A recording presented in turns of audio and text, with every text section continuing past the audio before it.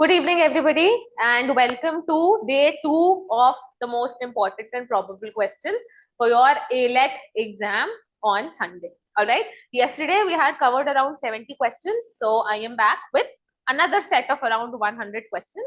We'll quickly go through these in the next 1 hour. All right. Okay.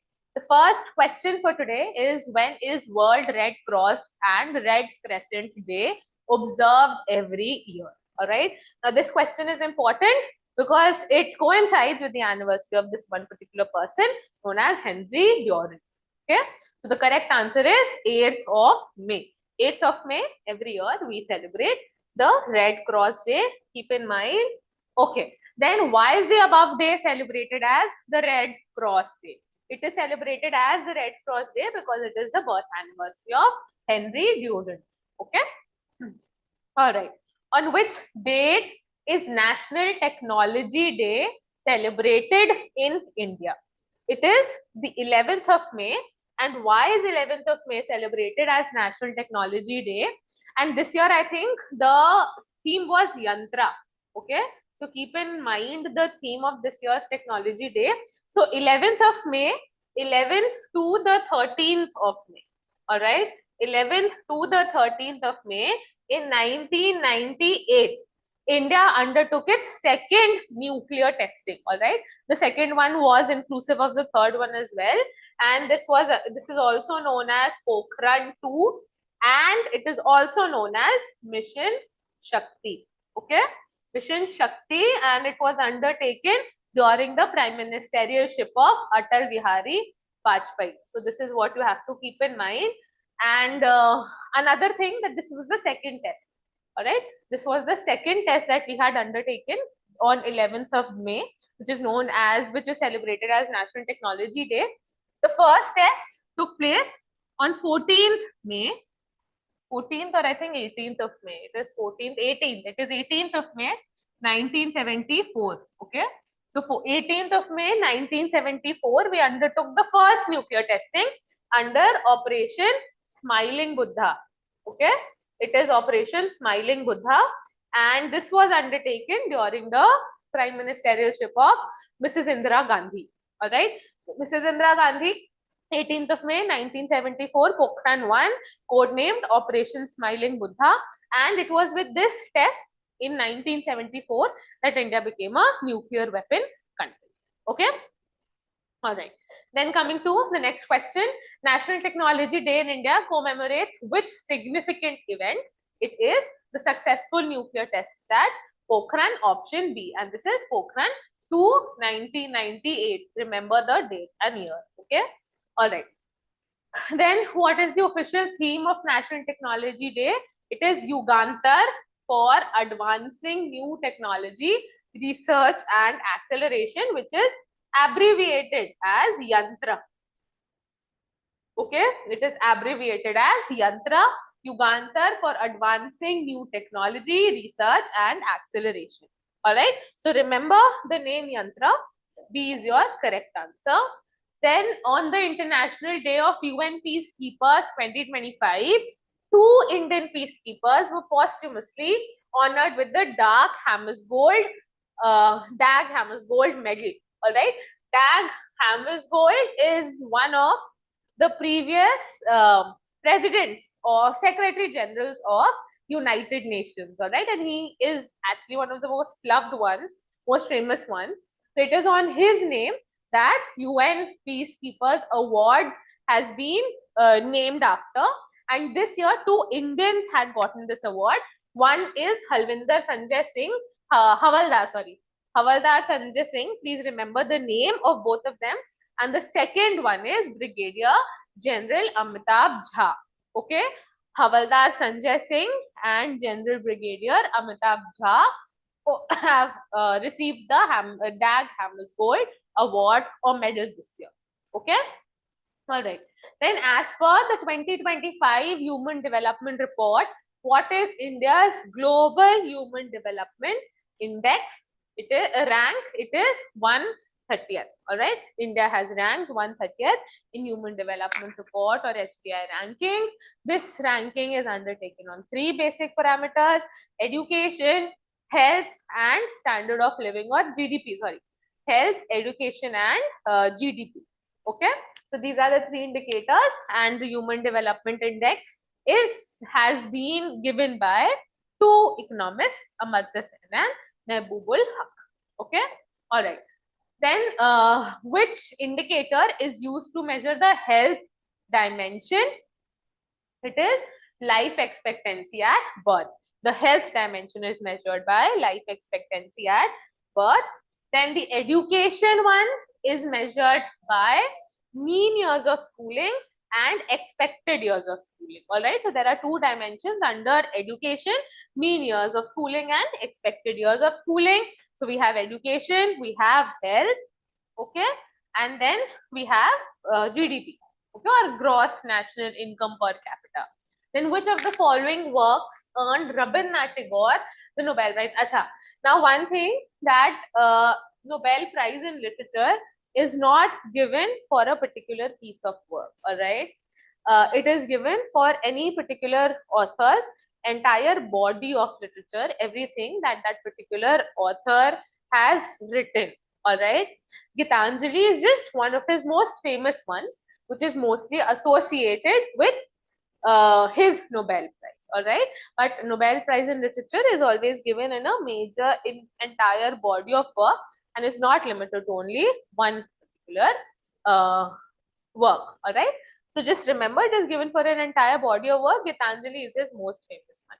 And when did he win the Nobel Prize? He won the Nobel Prize in 1913, before we gained independence. And he was the first Indian to win the Nobel Prize. He was also the first Asian and the first non-European to win the Nobel Prize. Okay? Okay. Then the next one, Rabindranath Tagore announced his British knighthood in protest of which event? It is the Jallianwala Bagh massacre, which took place in 1919. Okay. Now, please remember that Rabindranath Tagore gave up or renounced his knighthood. Rabindranath Tagore did not renounce his Nobel Prize. The Nobel Prize was kept with him. It is only the knighthood which was given to him by the British monarch, and knighthood was bestowed upon him after he had won the Nobel Prize. So he had received the Nobel Prize in 1913, and because he had become the first non-European to receive this award, so for this feat, basically, he was given the knighthood by the British in 1915, and in 1919 he renounced this knighthood. When knighthood is bestowed upon any individual, they basically get an honorary title, which is Sir. So after getting knighthood, the title of Sir was bestowed on Rabindranath Tagore, all right, and it was this title that he had renounced because of the Jallianwala Bagh massacre. This Jallianwala Bagh massacre was an entire protest meeting that took place in Amritsar, Punjab, and it coincided with the festival of Baisakhi on 13th of April 1919. There were two leaders who were associated with the Jallianwala Bagh massacre, and the two leaders are Saifuddin Kichlu and Dr. Satyapal. Okay, Satyapal, Saifuddin Kichlu, they were arrested. The people of Amritsar, they went ahead with this peaceful protest meeting scheduled on 13th of April 1919, and the military general who is responsible for this is General Harry Reginald Dyer. Okay, and another thing that you have to keep in mind, that this Jallianwala Bagh protest was against the Rowlatt Act that the Britishers had brought in. So the first event was the Rowlatt Act, which resulted in the Jallianwala Bagh massacre.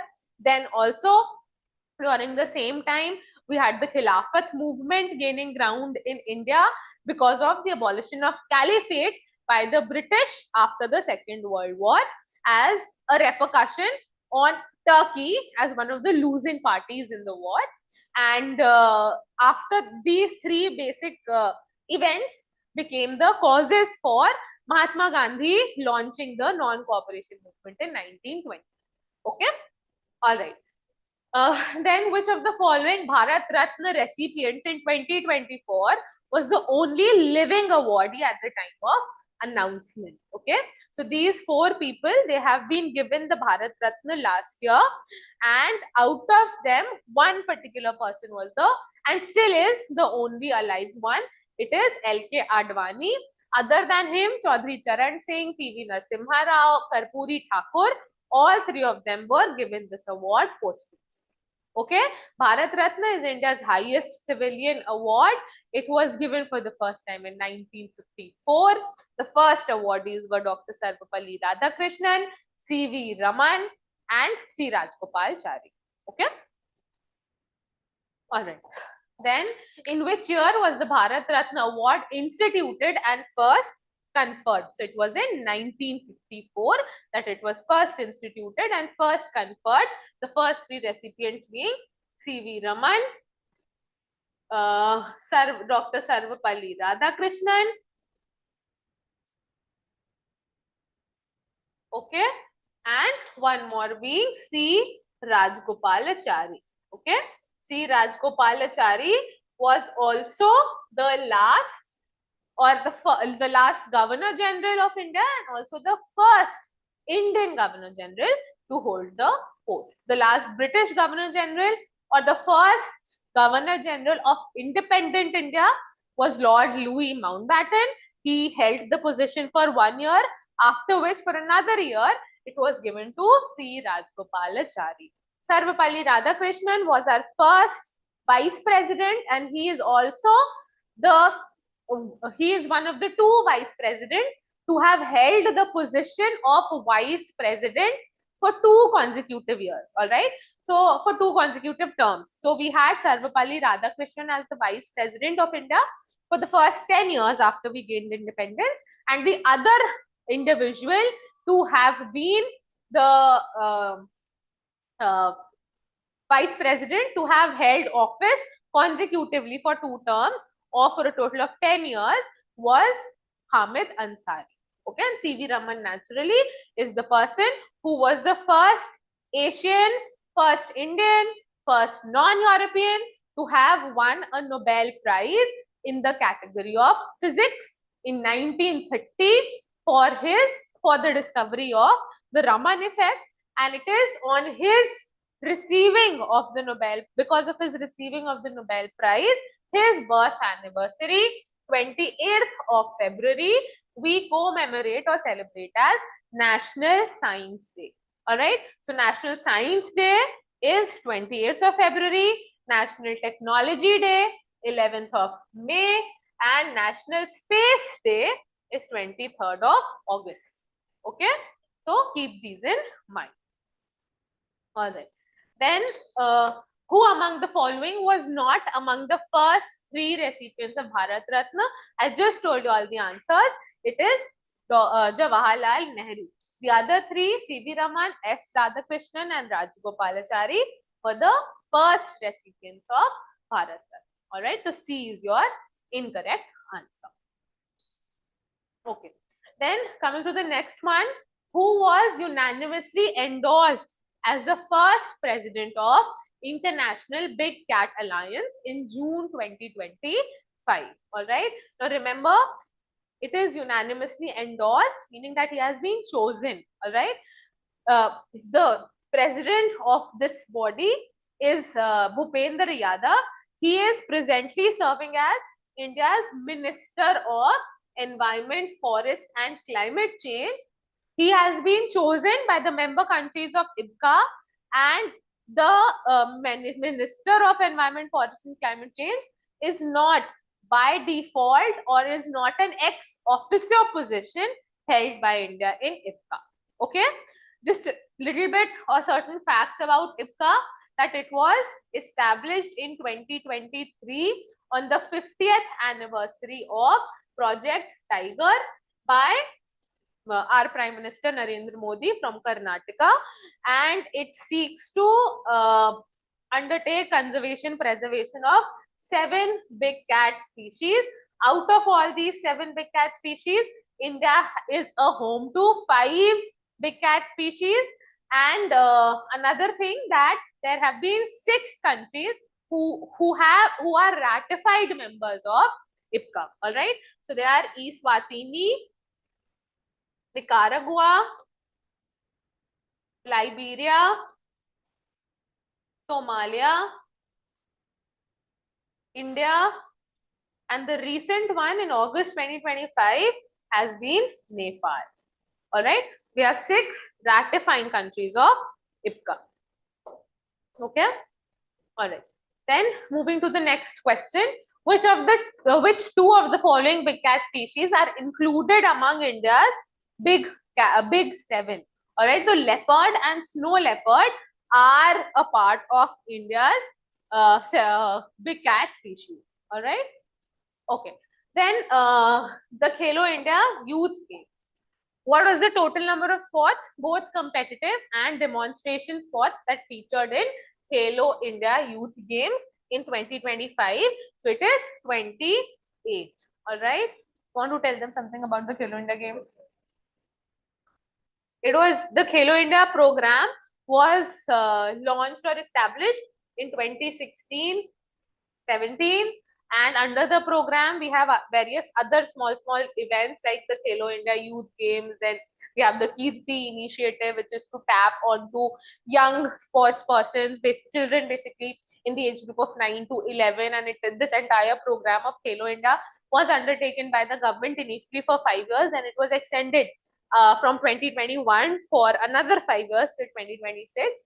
And the entire agenda behind this is to make Indian sports personalities, or to train Indian youth to become capable enough to win medals at the Olympics also, as well as other international sporting events. Okay.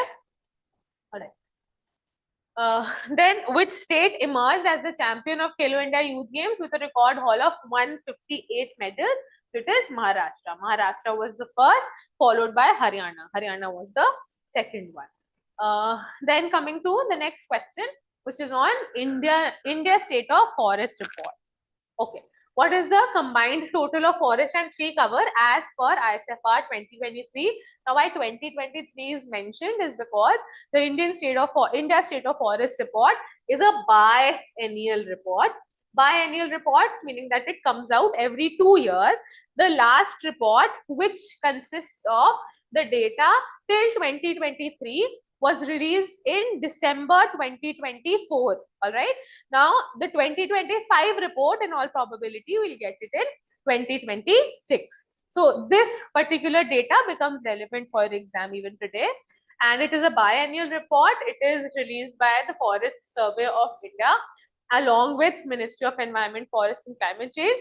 And this 2023 report is the 18th edition of the report. All right. Now, coming to the question. What is the combined total of forest and tree cover in India? It is 25.17%. Now, India had set a goal as per the National Forest Policy. Okay, the National Forest Policy of 1988. All right, National Forest Policy of 1988.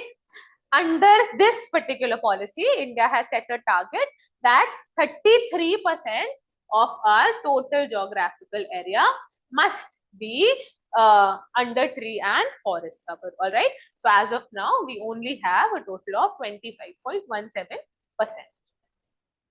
Okay. Then coming to the next question, which state recorded the highest increase in combined forest and tree cover between 2021 and 2023? Highest increase they are asking. So for this, we have Chhattisgarh as the correct answer. Chhattisgarh has witnessed the highest increase in the combined forest and tree cover in the country. A little bit more about this, that the maximum decrease in forest and tree cover has been seen in Madhya Pradesh. Also, Madhya Pradesh is the state with the highest or the largest tree and forest cover in the country. Okay, Madhya Pradesh has witnessed the largest decrease in tree and forest cover, but in spite of witnessing the largest decrease, yet Madhya Pradesh, as per the 2023 report, has the highest area under forest and tree cover. All right, so please don't get confused with that. Then who was the first non-Indian to receive the Bharat Ratna, or India's highest civilian award? We're talking non-Indian. So it is Khan Abdul Ghaffar Khan, and we've only had 2 people who have been given the Bharat Ratna who are non-Indian. All right. One is Khan Abdul Ghaffar Khan, and he was the first one. And the second has been Nelson Mandela. All right.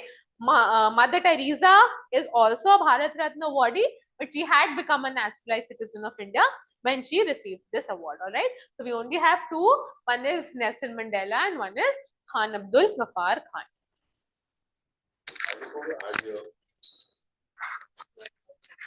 Okay, so I just want to add here that Bharat Ratna is given by the President of India, and this is decided by the Prime Minister office.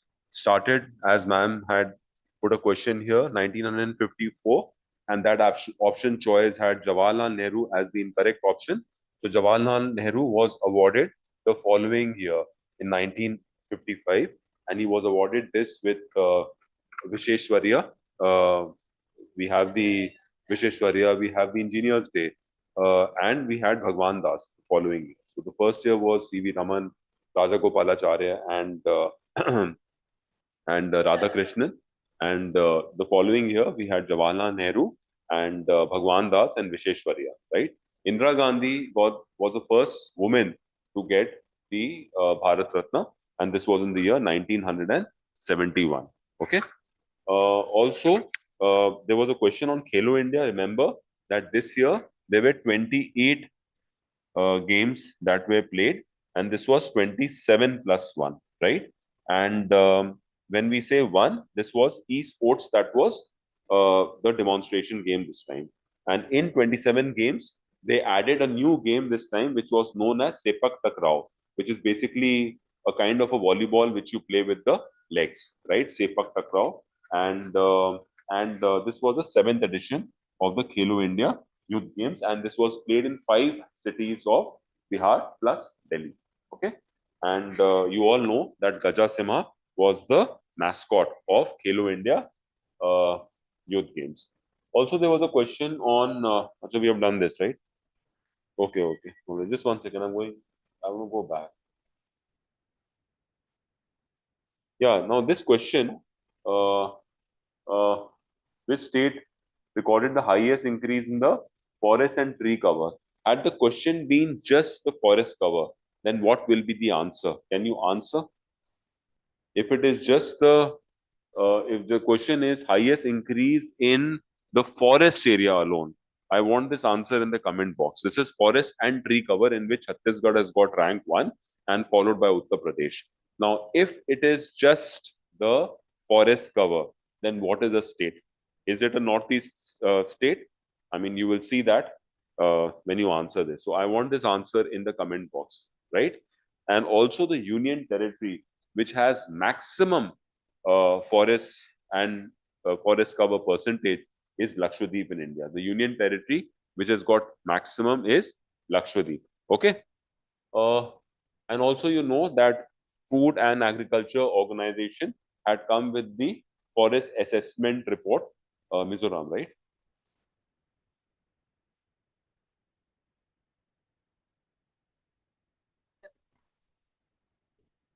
No, I'm not able to see that. So just see. Um, what was I saying? Yeah, the FA report is the forest assessment report is ninth. India has got rank ninth in that. सबसे ज्यादा forest area जो है वो है Russia में, और second हो गया तुम्हारा सेकंड हो गया Brazil, and I think third is Canada. Alright, okay.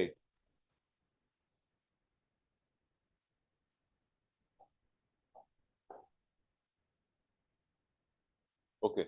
Now coming to the press freedom index, we have done this question I think yesterday. The press freedom index. Can you answer this?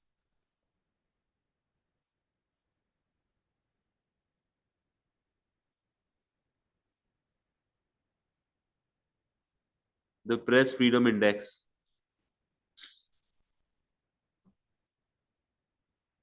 Yes. The answer to this will be 151. The answer to this is 151. Also, the press freedom index is by Reporters Sans Borders. Okay. Reporters Sans Borders. This organization is based out of Paris. Okay, remember that. So the country that's got rank 1 in this is Norway. The country which has got rank 1 in this is Norway. Okay, can you tell me which country has got the last rank, and this is out of how many countries in the comment box? It is out of how many countries, and which country has got rank the last rank?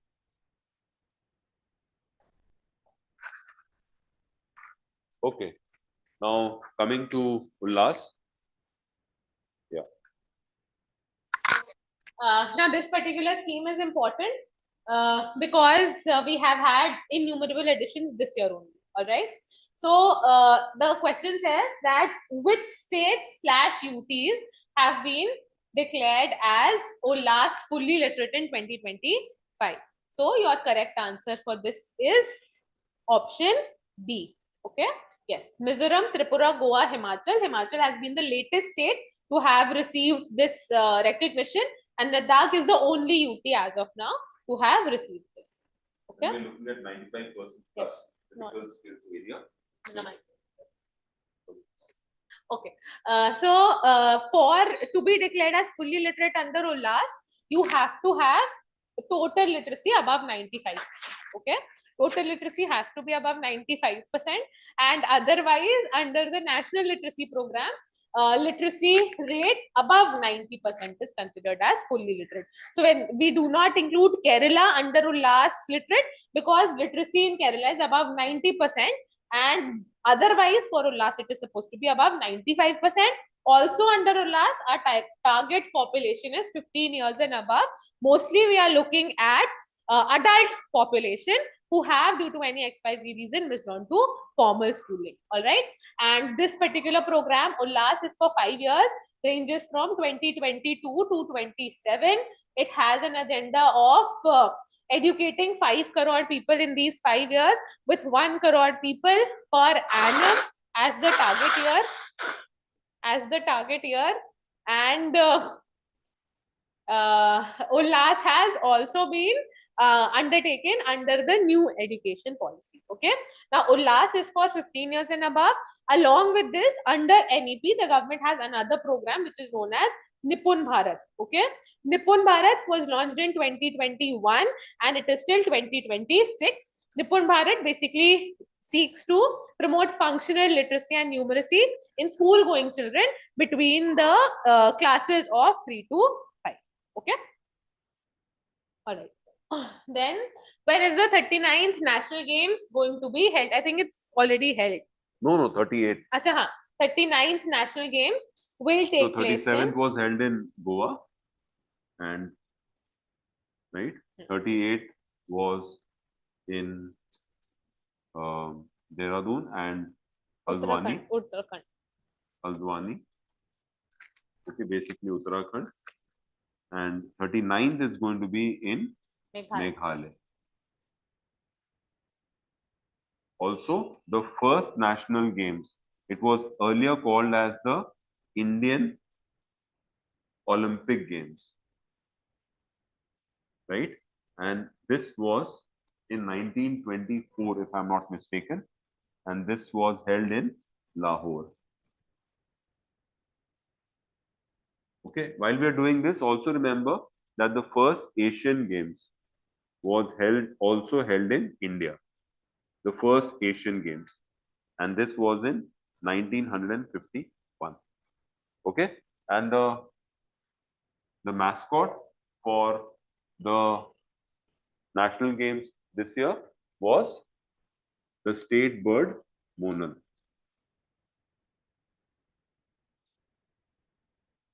Yeah. Okay. Then coming to the next one, who was the first winner of Gyanpith Award in Hindi literature? All right. Why is this question here? Is because this year we had the 59th Gyanpith Award, and 59th Gyanpith Award has also been awarded for Hindi only. It's been given to Vinod Kumar Shukla from Chhattisgarh. All right. The first winner of Gyanpith Award in Hindi is Sumitra Nandan Pant. All right. Please remember the name. And also remember that once Gyanpith is given in any one particular language, then it is not given in that language for the next 2 years. After next 2 years only does that language becomes re-eligible to be given whatever the Gyanpith Award, all right? And the Gyanpith Award is given not only in the 22 scheduled languages, but is also given in English since 2013. Sorry, I gave you the answer. Who was the first Sikh former Chief Justice of India to be awarded Padma Vibhushan? And this has been given this year only to him, all right? So it is Jagdish Singh Khehar. He has been awarded this, and along with this, all these other people, Vasudevan Nair, Sharda Sinha, and Osamu Suzuki, all of them have been given Padma Vibhushan this year, all right? So all of them are Padma Vibhushan recipients. Only Jagdish Kumar Khehar is the first Sikh former Chief Justice of India who has been given this award. And Osamu Suzuki is an international recipient of Padma Vibhushan. Founder of Suzuki Motors. Also the founder of the Japanese Suzuki Motors, all right? Achha, just remember one thing as far as the judge thing is concerned, we have done this yesterday. Just a recap that the first Sikh judge is Jagdish Singh Khehar, who is the winner of Padma Vibhushan this year, along with the 7 others.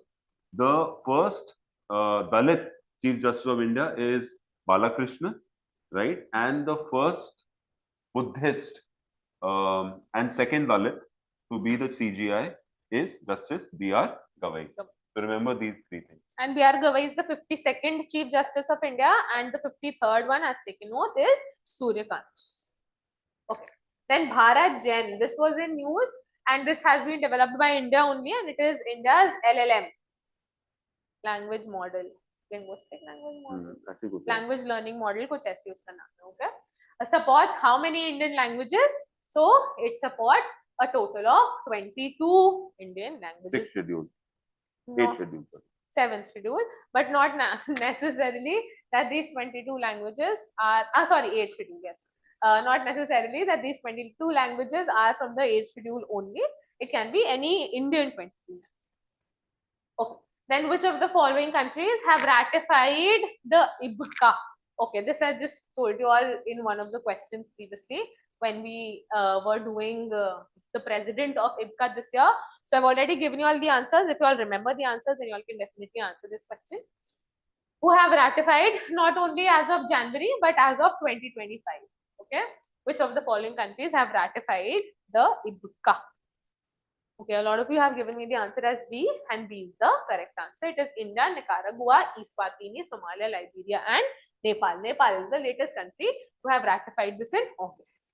Okay, then which air defense system of India is popularly known as Sudarshan Chakra? Now, India uses it. It is not made by India. Okay, so it is S-400 Triumph. S-400 Triumph is Russian developed air defense system, which we have taken from Russia, and we call S-400 Triumph as Sudarshan Chakra.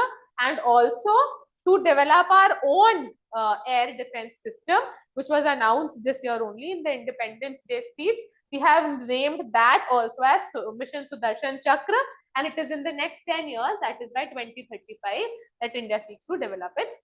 Okay, Prithvi was India's first missile that we developed.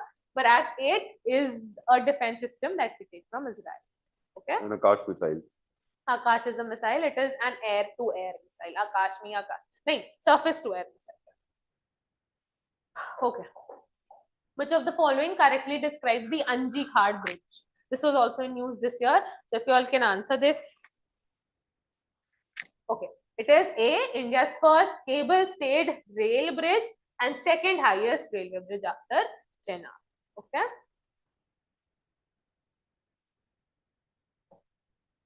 The Chenab rail bridge is constructed over the confluence of which river?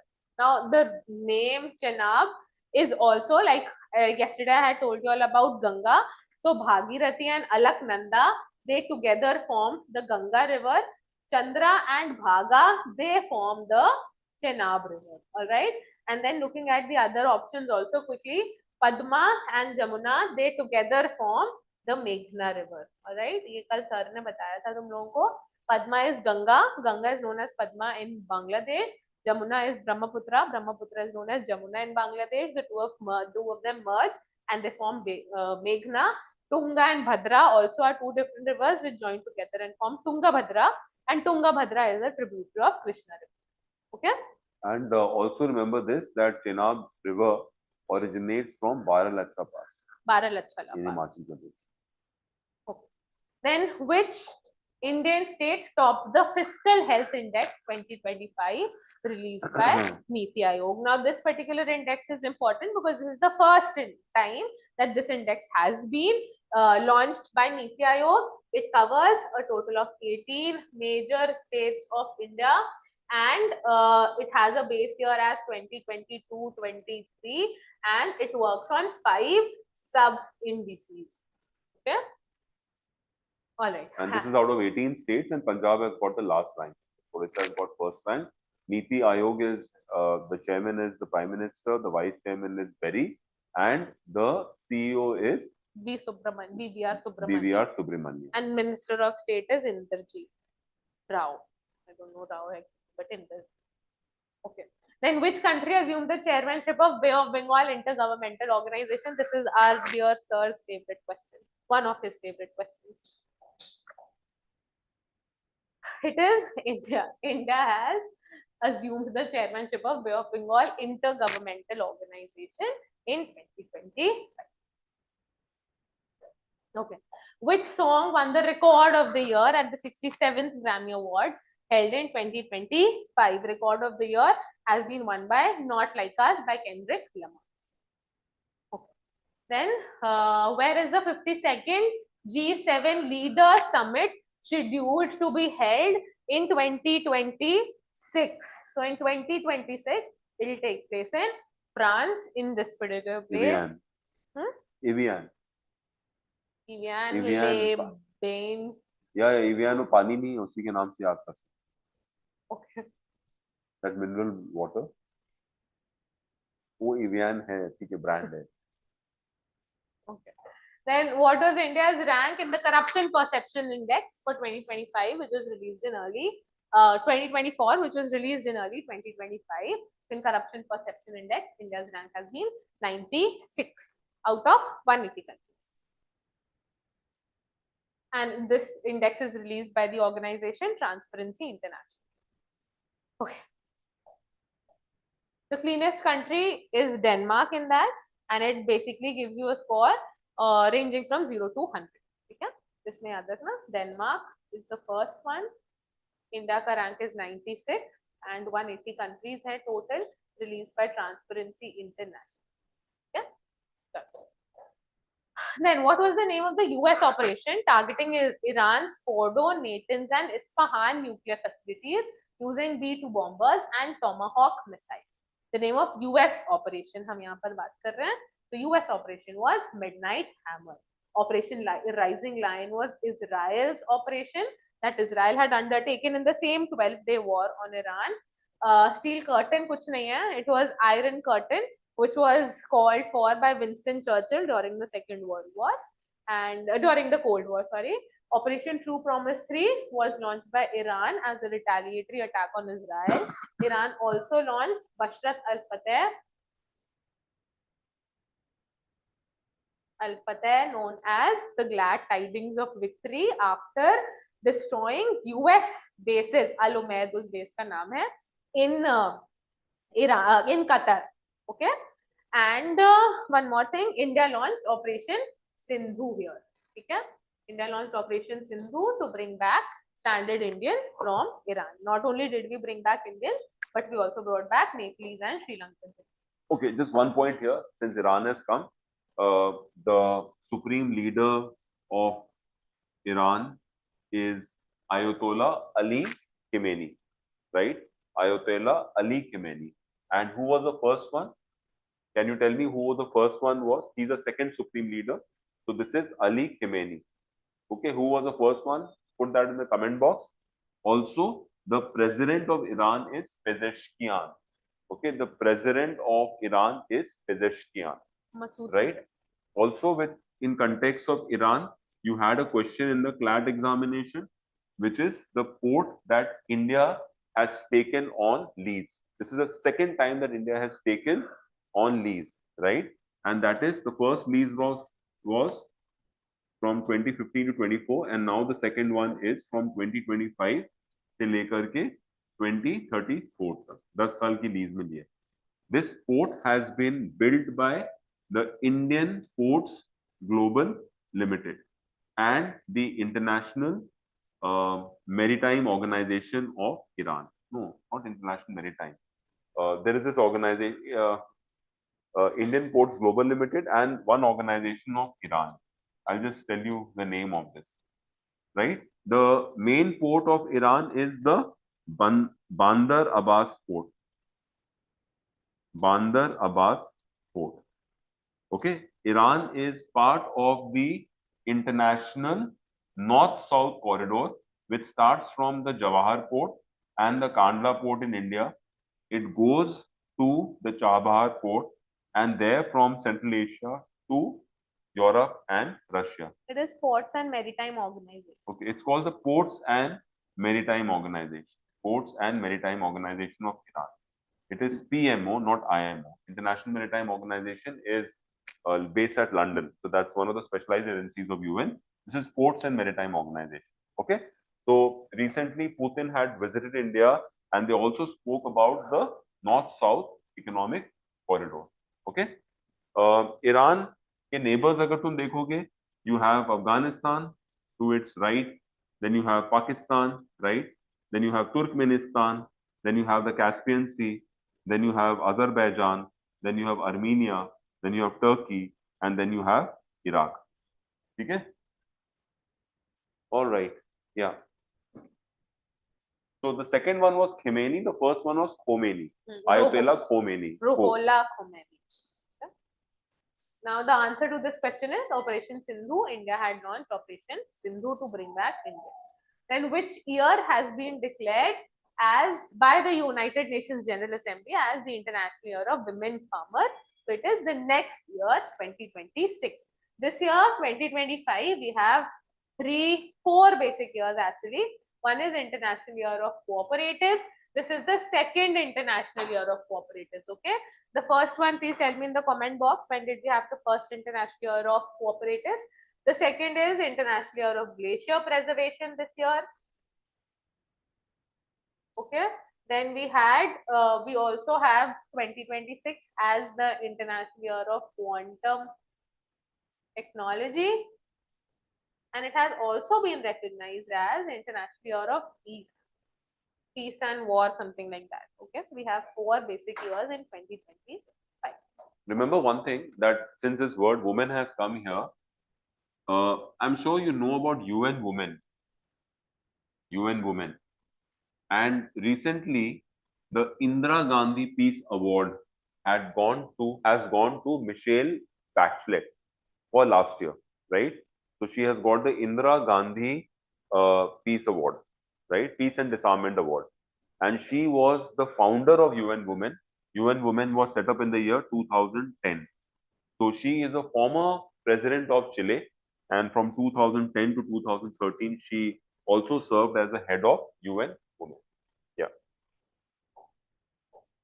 All right. Then the next one, what was the official theme of World Wetlands Day? Now, this particular theme, it was protecting wetlands for a common future. This was the theme of World Wetlands Day. And also, it has been the theme of the COP, Ramsar COP 15 as well, which was held in Zimbabwe. Okay. All right. So the answer is C. And Ramsar is obviously important this year. Yesterday only we had done that. Because a total of 9 Ramsar sites have been declared from India this year. Okay, 3 from Bihar. Bata do fatak se. Chalo. 3 from Bihar. One is Gogabil, which is the latest one. Kokul Jalashaya. Udaipur. And Udaipur Jheel. They have been from Bihar. Then we have one from Sikkim, which is Kichio Parli. So Bihar is 5 or 6 now. 6 now. So Naga and Natti was last year. Yes. Then we have Jharkhand. From Jharkhand, we have the Udhwa Lake. Okay. And Chichopadi and Udhwa, both from Sikkim. This is their first. All right. So that is why it's important. Then we have 2 from Rajasthan, Hinchan, Menar. And Minar. And we have 2 from Tamil Nadu, which is Tirthangal Bird Sanctuary and Sakarakotai. Okay, so we have a total of 9 that have been added this very year, and with these two additions, Tamil Nadu now has a total of 20 Ramsar sites, which is the highest in India. Second highest is in UP. Okay. Then, which UN agency observes World Milk Day on 1st of June every year? Okay, so it is Food and Agriculture Organization, which is also known as FAO. FAO was established in celebrating 80 years. Established in 1945, only 1946, I think, 1945. And India is a founding member of Food and Agriculture 16th of November, this thing FAO formation year. 1945 only. This year we have 80 years. Okay, and Duingo. Okay, Duingo or Duongo, whatever you want to call him, is the head of FAO, and India is a founding member of Food and Agriculture Organization. It is headquartered in Rome, Italy, and Fiat Panis, let there be bread, is the motto 16th of October. 16th of October 1945, and because of this, we celebrate 16th of October as International or World Food Day. All right. So World Milk Day, please remember, it is associated with Operation Flood in India. Okay, Operation Flood, also known as the White Revolution. The White Revolution, we have one particular person who is importantly associated with this, and he is Varghese Kuran. Okay, Varghese Kuran, and Varghese Kuran, along with Tribhuvan Das Kishibai Patel, has been one of the founding fathers of Amul. And because Tribhuvan Das Kishibai Patel has played a major role in the foundation of Amul, that is why, and the entire cooperative movement, he is considered as the father of cooperative movement in India.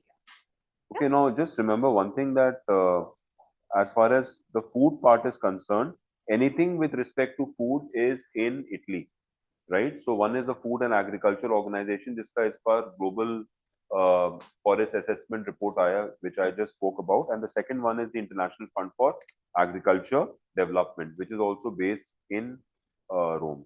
Both these organizations. Okay. Then, who is known as the father of Operation Flood? ये मैंने तुम लोग पहले ही बता दिया. So it is Varghese Kuran. Varghese Kuran is Operation Flood, father of Operation Flood. M.S. Swaminathan is father of Green Revolution. Norman Borlaug is father of Green Revolution of the world, and Indira Gandhi is considered as the mother of basically Silver Revolution. Now, if you all can tell me what is the Silver Revolution, or why do we have this particular revolution? Agar I don't know, I think you people must not be born back then, but when we were young, I was young, so we had this one ad, Sunday ho ya Monday, rose khao Monday. So ye Silver Revolution is associated with eggs. Okay? So she's considered as the mother of Silver Revolution. Okay, then which country hosted the 81st annual general meeting of International Air Transport Association? And it is India. All right, now this particular organization from which the Henley Passport Index, or whatever that authority is that publishes that index, gathers data. It takes the data from International Air Transport Association only, and it gives your rankings on a quarterly basis. So that is why you keep on seeing changing ranks of India every 3-4 months. All right. So because the ranks keep on changing, it becomes a very controversial question to be asked in the exam. So because of that, ranks of India under the Henley Passport Index is not so important for you to remember. Okay. But I think Singapore has consecutively maintained its first rank. So you can remember Singapore, but otherwise India's rankings have been fluctuating from 85 to 80. Then 1 month we had 77 also, which has now gone back to 85 again, I think. So don't need to remember that. So remember one thing, that this is the second time that India is hosting this important meeting, the International Air Transport Association. And the last time that it held this meeting was in 1983 or 84. You can check that. And also the headquarters of International Air Transport Association is in Montreal. This is the same place where you have this UN specialized agency, which is called as the International Civil Aviation Organization. That is also based at Montreal. With Montreal, also remember this place is known for the MOPs, right? Conference of Parties जैसे होता है, Montreal of Parties MOP कहते हैं उसका. इस साल MOP 37 हुआ था, which is basically for protection of ozone layers, right? We are talking about O3 here, and this year's the MOP meeting was in Nairobi, Kenya. Yeah. All right. Some Divya Move asked that Norman Borlaug won the Peace Prize. Yes, Norman Borlaug had won the Peace Prize, and he had won this Peace Prize for his entire research in agriculture only. Green Revolution, but because we do not have a Nobel Prize in agriculture, he was given the Nobel Peace Prize. Then when was the three language formula first recommended in India? So the first time it was recommended was to the first national education policy of 1968 under DG Kothari. DG Kothari was also the first Director General of DRDO. Okay. In June 2025, which Indian cricketer was officially inducted into the ICC Hall of Fame as the 11th Indian member? The correct answer to this is MS Dhoni. It was, I think, in news also too much celebrated on Instagram as well. So MS Dhoni has been the 11th Indian cricketer to be inducted in the ICC Hall of Fame. Then which of the following countries border the Strait of Hormuz, a strategically vital waterway for global oil transport? So it is C, Iran and UAE. Now, it was because of the 12-day war that Strait of Hormuz, Iran had basically had blocked any movement of ships or transport in this particular region. All right. So this Strait of Hormuz was one of the regions which was affected during the 12-day war. Okay. Then we had the 16th Asiatic Lion Census recorded, and which recorded a total of how many lions in India? It was 891. The last time that the census took place, the lions were 674 और उससे increase होके 891 अब हुआ है. Okay. So 891 total lions. Also keep in mind that Asiatic lions are only found in India, in Asia, nowhere else in the entire continent. And in India also, it is only found in Gujarat. Until now, it was found, they had their basic homeland in the Gir forest region. Now they've been developing, the government is developing another one in Bardi grass, in Bardi, the Bardi sanctuary. All right. And one more thing with respect to this that you have to keep in mind is Bardi sanctuary is another thing is that the government launched Project Lion. Project Lion was launched in 2020, and along with Project Lion in 2020, we also had Project Dolphin that was launched. ठीक है, तो ये एक दिमाग में रखना.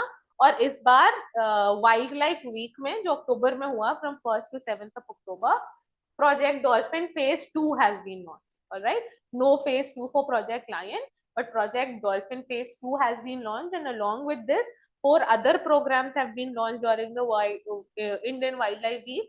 One is Project Dolphin Phase 2, one is Project Sloth Bear, one is Ghadial, one is Tiger Outside Tiger Reserve, and one is Center for Excellence for Conservation of Wildlife. Okay, and this particular Asiatic lion census is not undertaken by the National Tiger Conservation Authority. NTCA is not responsible for undertaking this census. NTCA does undertake the census for tigers as well as the census for snow leopards in the country. But Asiatic lion census is undertaken by the Gir Forest Department itself. And another thing that tiger census is every 4 years, lion census is every 5 years. Okay. Also remember one thing, that the IUCN status of Asiatic lions is vulnerable. Right? So it's vulnerable, and lions are only found in the Gir forest in India, only in Gir forest. So you know vulnerable category where it stands: extinct, extinct in wild, critically endangered, endangered, and then you have the vulnerable category, and then you have near threatened, right? Also coming to the previous slide, once, can you just go back? Yes, sir. They can hear me, right? Yes. Now, if you look at it, Iran and UAE. So actually, जो UAE है, उसके ऊपर the Oman का थोड़ा सा part आता है. तो यहाँ पे you can write UAE/Oman, ठीक है? Because the Emirates of Oman का भी वहीं पे थोड़ा सा पार्ट आता है. तो हॉर्मुज स्ट्रेट जो है, it connects the Gulf of Oman with the Persian Gulf. Okay, with the Persian Gulf. Just go back to. So why was this in news? Because Iran इसको block कर देता है या block करने की धमकी देता है. Coming to the Hall of Fame. Now this particular thing started in the year 2009, and now we have 11 cricketers in the ICC Hall of Fame. The first from India was in 2009, and this was Bishan Singh Bedi. His son Angad Bedi is a film actor, and the second person was Sunil Gavaskar, okay, for having scored more than 10,000 runs in Test cricket, right? So the first one were Bishan Singh Bedi and Sunil Gavaskar. Yeah.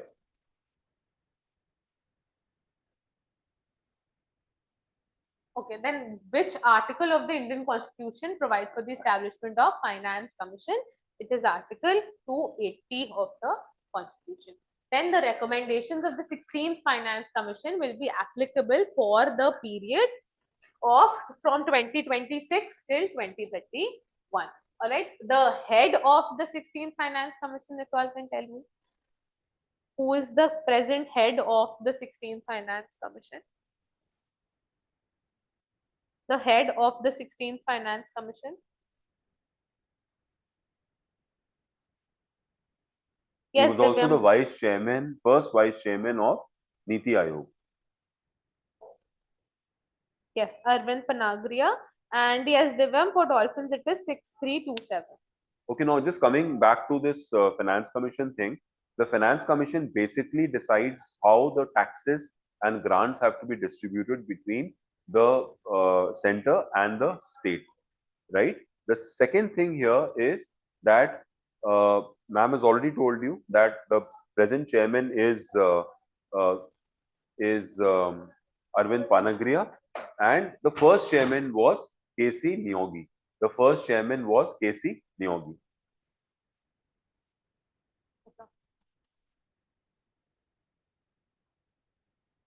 All right. In the World Economic Forum's Energy Transition Index, what rank did India hold amongst 118 countries? It was a very small index that was published. So you just need to remember the rank. It was 71st in Energy Transition Index. The first rank went to Sweden in this. First rank was Sweden. Okay. Then, which three crocodilian species are specifically covered under Project Crocodile? Now, why have I taken this up? Is 17th of June every year we celebrate as National Crocodile Day, and also we had Project Crocodile, which was launched in 1975, and Project Crocodile has in 2025 completed 50 years. And other than that, what else? That Project Ghadial, okay, one of the crocodiles here is Project Ghadial. So this year in 2025 during the Wildlife Week we have launched Project Ghadial also. Okay, so Magar, saltwater crocodile, and Ghadial are the three crocodile species that are specifically covered under Project Crocodile. Launched in 1975, completed 50 years. 17th of June is National Crocodile Day, and Project Ghadial has been launched in 2025. Let's go back to the previous slide. This one? Yeah, previous one. Yeah, coming back to this slide here. Now there is something mentioned here as World Economic Forum. Now World Economic Forum becomes an important topic. Formed in the year 1971, their chairman or the founding person has retired. His name is Klaus Schwab. Klaus Schwab. ठीक है? तो Santa का Santa Claus होता है ना, तो clause वहां से आ गया और श्वाब हो गया. और he retired this year, and now the person who has taken over, there are two people in fact. One is Lawrence Fink and the other one is Andre Hoffman. Okay, Lawrence Fink and Andre Hoffman. Also, World Economic Forum is so Klaus Schwab is a German guy. So he earlier this organization was called as the European Economic Management Forum or something, and the name was changed in 84 or 85, right? And then it was called as the World Economic Forum, and the headquarters of World Economic Forum is in Cologne, right, which is in Switzerland. And every year they have their meeting. Every year they have their meeting, and and the place of their meeting is Davos, which is in Switzerland. So Davos में meeting होती है और colony Switzerland में इनका headquarters है और Hoffmann और Lawrence इनके हेड्स। ये आप याद रखिएगा, किसने रिटायर किया, वो है क्लॉस श्वाब। ठीक है, और पहले क्या कहते थे इसको, यूरोपियन मैनेजमेंट फोरम कहते थे। 83 या 84 में इसका नाम बदल करके वर्ल्ड इकोनॉमिक फोरम कर दिया गया। Yes, one of you have asked that 17th of June is, yes, it is. 17th of June is also the World Day to combat desertification, and it is also the World Day of crocodiles. Okay, both of the days are celebrated on 17th of June. Okay, then Ullas scheme aligns with which SDG, or quality education aligns with which SDG? It is SDG 4. Okay, SDG 2 is zero hunger, zero poverty. SDG 3 is Health. unemployment. Health. Good health and well-being, good health and well-being, and 4 Schooling, is education, quality education, and 5th is gender equality. Okay. All right. Chalo. Then India is a regular invitee to the G7, but not a permanent member. Which of the following statements is true about G7? And also, if you could tell me, where was the G7 summit held this year? Okay, the answer to this question, which of the following statements is true about G7? It is that it includes world's largest advanced economies. Okay, includes only Asian nations is incorrect. India is not even a member, founding member to Janito. It was not formed after 2000. It was formed in 1975, and G7 is also 50-year-old this year. Okay, G7 is also celebrating its 50th anniversary this year. 51st. 51st? Last year was 50th, and this year is 51st. Okay. The so next year meeting is in Evian. 51st meeting was in Canada, and the 50th meeting was in Italy. Okay. All right. Then FATF. Yesterday I had done some other question regarding FATF. So quickly, which of the following are the official names of FATF grey list and blacklist for monitoring money laundering and terror financing? Okay, the official names for grey list and blacklist. Grey list and blacklist is an informal way. Okay, so the correct answer to this is jurisdictions under increased monitoring. This is grey list. Okay, grey list is known as this, and high risk jurisdiction subject to call for action, this is blacklist. All right, yesterday we had told you that there are 3 members in the blacklist: Myanmar, North Korea, and Iran. And grey list, Pakistan was a part of it till 2022, and in 2022 Pakistan was removed. This year India has called for inclusion of Pakistan again in the grey list. Okay. And when did India join FATF? And India joined FATF in 2010. Yes. Okay. Which country recently became the first African nation to officially adopt India's UPI for its digital payment system? It is Namibia. Okay. The same country where Modi ji had visited. Namibia became the first country, and Namibia is one of those countries from which we have brought in cheetahs to India under Project Cheetah of 2022.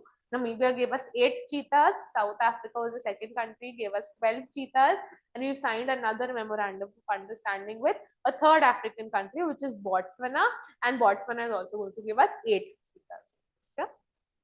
And the baby cheetah is, the first baby cheetah is the first baby cheetah to reach adulthood is Mukhi, and she is given birth also to 3 babies. Okay. The Kaladan multimodal transit transport project connects which 2 ports as part of its route? It is Kolkata port and Sitwe port. Kolkata port is in India, and Sitwe port is in Myanmar. And Calcutta port is the biggest riverine port in India. Is the biggest, yeah, I think it is the only riverine port in India. And Kolkata port is renamed as Shyama Prasad Mukherjee port, and Shyama Prasad Mukherjee is also, I think, its 100th anniversary this year. So how many ports in India you want to give it? 13 major ports and some specialities if you want to know. So Kolkata port is the riverine port in India. And to release pressure on the Kolkata port, Haldia port was developed, which is also in West Bengal. then one port in Odisha, which is Paradeep. Then we have Visakhapatnam port in Andhra Pradesh, and Visakhapatnam is the deepest landlocked port of India. Then we have three major ports in Tamil Nadu, and Tamil Nadu is also the state with the highest number of major ports. All right. So three ports. The first one or the oldest one is Chennai, which is also known as the oldest artificial harbour of India. Then to release pressure on Chennai, there was another port which is developed, which is known as Tuticorin port. Tuticorin port is known as Vio Chittambranar port, and Vio Chittambranar port is also one of the ports which have been given the status of green hydrogen ports this year. Okay, one of the three ports. The another one is Paradeep. Paradeep has also been given the declaration of green hydrogen port, and the third port of Tamil Nadu is Ennore port. It is a port which is the first port to be built as a port trust. Then coming to Kochi, Kerala, may we have Kochi as one port. Goa has Marmugao. Then we have Maharashtra, where we have the oldest port in India. Not the oldest, but the port which handles maximum trade by volume. It is the Mumbai port. And then to release pressure on Mumbai port, we developed the Jawaharlal Nehru Port Trust, or Nhava Sheva port, which is also the most modernized, mechanized port in the country. And then we have the Kandla port in Gujarat. Kandla is is a tidal port, all right, and it was developed to release pressure on Bombay port, and also because one of our major ports, that is Karachi port, had gone to Pakistan post independence, all right, and Kandla port is also one of the three green hydrogen ports in the country. Okay. Okay, also remember that this year, Prime Minister Modi had inaugurated India's first transshipment port, and this was the Vinjam Airport. Vinjam port, transshipment port, which is in Tiruvananthapuram, right, in Kerala. So this time, this particular port, the Vinjam port, which is a transshipment port, was inaugurated. Ananda, can you also explain, I mean, which side has got more deep waters, the western side or the eastern side? Deep waters, so not as such, but the western side is has more. It is more easy to build ports on the western coast, because the western coast is more naturally indented. So a lot of natural ports are found on the western coastline of India, that is Bombay, etc. And on the eastern coast, which is why Chennai is also known as the oldest artificial harbour, because it has a more smooth coastline, which makes it difficult to have natural indentations and ports. Right. So the eastern one has more artificial ports, and the western one has natural ports. Also, the port that's coming up in Nicobar, Galathea Bay port, and it has been considered as the 13th major one.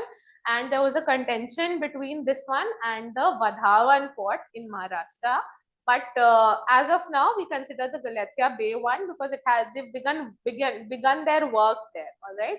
Vadhavan has also started its work, but before Vadhavan, we had this one as in the sense that this Galathea Bay began its work much before than Vadhavan. But right now, the government still has its contention. They sometimes call Vadhavan as the 13th one.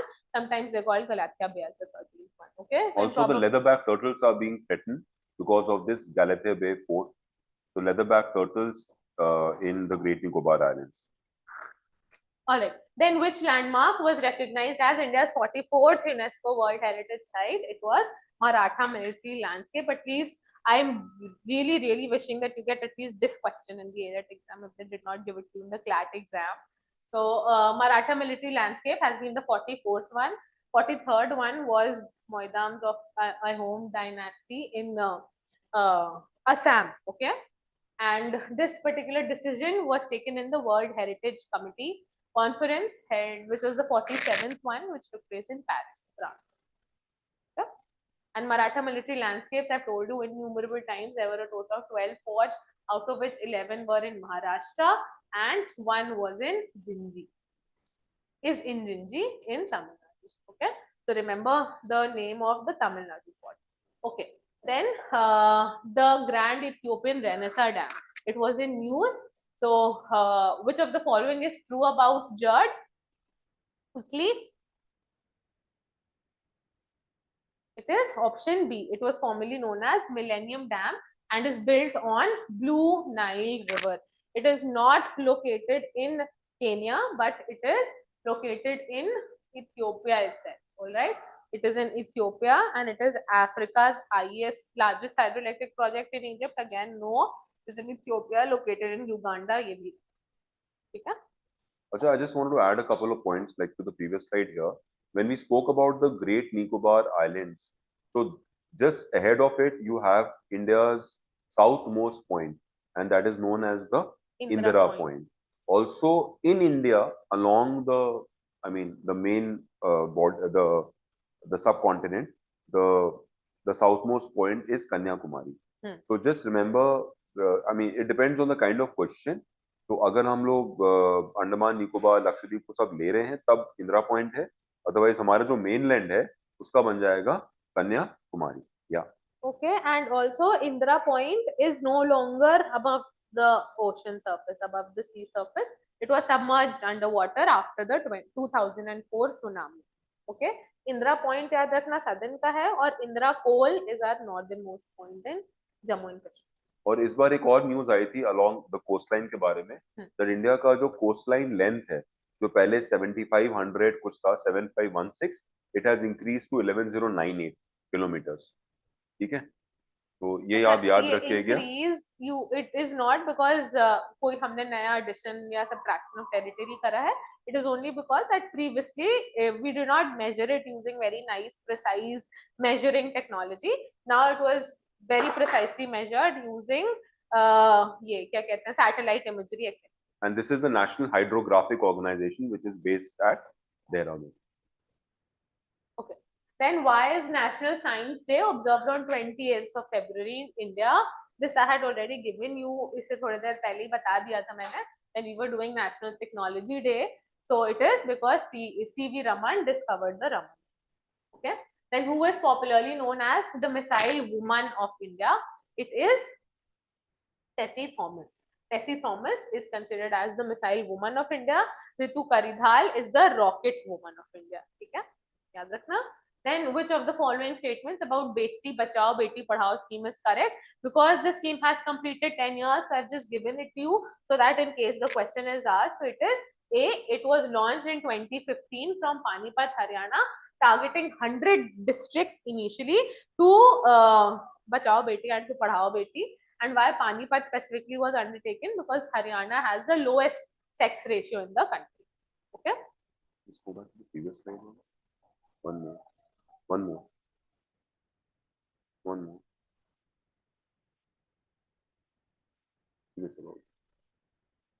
ये तुमने टेसी थॉमस एक missile woman कहा था और एक और कहा था. रितु करिधाल रॉकेट. बता दो. Okay, which country became the first in the world to adopt Bitcoin as legal tender? Yeah, I think उसमें भी दिया है तुम लोग AILET के sample paper में that they have released, or one of the I think last to last they've asked also. Okay. So it is El Salvador. El Salvador was the first in the world to adopt Bitcoin as legal tender. Okay. Who recently won FIDE Women's World Cup, defeating Koneru Humpy in a tiebreaker and earned the Grandmaster title? So it is Divya Deshmukh from India. Also, 3 people have qualified for the Candidates Open in women, and that is Divya Deshmukh, Humpy, and R. Vaishali. Okay, so these 3 people have qualified for the Candidates Open, which is going to be held next year. And in men's, only one person has qualified, and that is R. Vaishali's brother, Praganand. Okay. Which of the following dams is being constructed by China is considered as the world's largest dam? Okay, it is Yarlung Sangpo Dam, and as of now ये अभी बन रहा है. अभी Three Gorges Dam बनकर effectively चल रहा है, तो ये अभी consider करा जाता है as the world's largest dam. अब चाइना इससे भी बड़ा बना रहा है, which is Yarlung Sangpo Dam. Okay. Okay. The primary reason for the recurring border disputes between Thailand and Cambodia is related to which historical site? It is the Praya Vihar temple. Okay. It is also a UNESCO World Heritage Site. Shiv temple. It is a Shiv temple. Then, who is the current Indian judge who is serving in the International Court of Justice? It is Dalveer Bhandari. This is his second term. He first served from 2012 till 2017, and then from 2018 he had his second term till 2027. Okay. अच्छा, Brahmaputra river के बारे में ma'am ने अभी mention किया था, तो Yalong Tsangpo dam है। बस ये याद रखना कि ब्रह्मपुत्र रिवर का जो लेंथ है वो अराउंड 3000 किलोमीटर का है, ठीक है। And the glacier from which Brahmaputra river और Yalung Tsangpo river starts is known as Chema Yungdung glacier, ठीक है, तो ये याद रखिएगा। Okay. Sir V.N. Rao was the first person from India to serve as a judge in the ICJ. Then we also had R.S. Pathak, who was, I think, the second and third one. And second one was Nagendra Singh, and the fourth one has been Dalveer Bhandari. Then DRDO is celebrated every year on 1st of January to mark the establishment. Which year was DRDO founded? It was founded in 1958. And you already mentioned who was the first Director General of DRDO. Is DG Kothari. And now it is Sameer V. Kamath. और ये अग्नि missile भी जो है ना वो DRDO ही बनाता है। एंड अभी एपीजे अब्दुल कलाम का बर्थ एनिवर्सरी था, तो he was 15th of November, which is known as the International Student Day. And he was the chairman of DRDO from 92 to 99, and he was instrumental in Agni series. Missile development, basically. That is why he's known as Missile Man. Okay. Then the Rwanda genocide of 1994 involved mass violence, primarily between which two communities? Okay, so it is Hutus and Tutsis. Correct. Who clinched the women's single title at Wimbledon 2025 with a dominant victory 6-0? Batao bhai. She is the first one from Poland to win it. From Poland to win it. The first one from Poland to win it, and she's a former world #1, Iga Swiatek. Iga Swiatek. Okay. As of July 2025, who is the newly appointed Chief Executive Officer of the International Cricket? उनकी संजोग बहुत ही अच्छा है. It is Sanjog Gupta. My God, children, all these are sir's favorite questions. Chalo, in the Global Peace Index 2025 by the Institute for Economics and Peace, how does India rank globally? क्या है भाई India की rank? India की rank है 150. And the most peaceful country is Iceland. Iceland. बंद करें? बस ठीक है, I think last कर लें. Alright. Then which of the Talk following about Subhash Chandra Bose, what he said about Bapu. Correctly matches the 3 Andaman Nicobar Islands and their new names. Okay, so this naming was done in 2018, and the correct answer to this is B. Havelock Islands are known as Swaraj, Neil Island is known as Shaheed, Ross Island is known as Netaji Subhash Chandra Bose. Okay, Netaji Subhash Chandra Bose के बारे में याद रखना, 1938 का Haripura session के लिए president select हुए थे, हेड किया था 1938 में। त्रिपुरी सेशन के प्रेसिडेंट इलेक्ट हुए थे, but he had the opposite candidate as Pattabhi Sitaramaiah, and Pattabhi Sitaramaiah was Mahatma Gandhi's candidate. So Mahatma Gandhi was very sad that Pattabhi Sitaramaiah did not win. So Subhash Chandra Bose gave up his presidency, and the 1939 presidency was overtaken by Pattabhi Sitaramaiah. 1939, he founded his own party organization known as Forward Bloc. Then he left India after some time, and he went to Germany to meet Hitler, sign a pact to undertake an attack on India, British India, and it was there that he incepted the Azad Hind Radio, and from that radio he gave the title of Father of the Nation to Mahatma Gandhi. Okay, then he went to Japan, met Raj Bihari Bose, who had established the Indian Liberation Organization, right? Indian Independence League उन्होंने ढूंढी थी राज बिहारी बोस ने. He took that particular organization, members of those prisoners of war, went to Singapore, met Captain Mohan Singh, who handed the Azad Hind Fauj over to Subhash Chandra Bose, and then via the Andaman and Nicobar Islands, he reached up till Mizoram, Manipur, fought a war with the British, with the Japanese army. Then he fled in 1943 and died in a plane crash. Okay, so I'll stop here for today, and then the rest of it we'll continue tomorrow. Okay. Thank you, children. I hope it was a nice, fun session. Somebody had asked me that why are we doing the same questions? Because we are revising, and this is everything that has happened during this one past year. I can't be changing the events to bring new questions for you. Okay, that is why, because it's a revision. These are anticipated questions. That is why we are doing. Okay. Thank you, children. I'll see you tomorrow.